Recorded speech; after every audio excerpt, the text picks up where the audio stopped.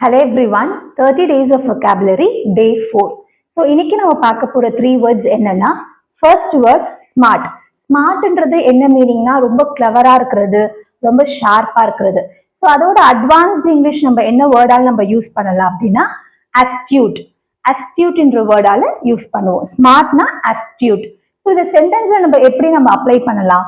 That was an astute observation. அந்த observation அவங்க பார்த்தது வந்து ரொம்ப கிளியரா ரொம்ப ஷார்ப்பான ஒரு நோட்டிபிகேஷனா இருந்தது, ஷார்ப்பா அப்சர்வ் பண்ணிருக்காங்க அப்படின்ற ஒரு மீனிங்கை வந்து அதை வந்து குறிக்கும். Second word rich. ரிச்னா நமக்கு தெரியும் ரொம்ப வெல்த்தியா இருக்கிறது, நல்ல பணக்காரங்களா இருக்கிறது. ஸோ அதை வந்து நம்ம எப்படி சொல்லலாம் அட்வான்ஸ்ட் இங்கிலீஷ்ல? affluent. affluent. ஸோ இதை எப்படி நம்ம சென்டென்ஸ் அப்ளை பண்ணலாம்? they live an affluent area. அவங்க ரொம்ப ஒரு பாஷான ஒரு ரிச்சான ஏரியால வாழ்றாங்க அப்படின்றது ஒரு meaning. So rich, affluent. Third word poor. poor is impoverished. impoverished. இதை எப்படி நம்ம சென்டென்ஸ்ல அப்ளை பண்ணலாம்? the flood left families impoverished. Flood வந்ததுனால, நிறைய வெள்ளம் வந்ததுனால நிறைய குடும்பங்கள் பாதிக்கப்பட்டு ஏழைகளாக மாறி இருக்கிறாங்க அப்படின்ற ஒரு மீனிங். ஸோ இன்னைக்கான words smart, astute, rich, affluent, poor, impoverished.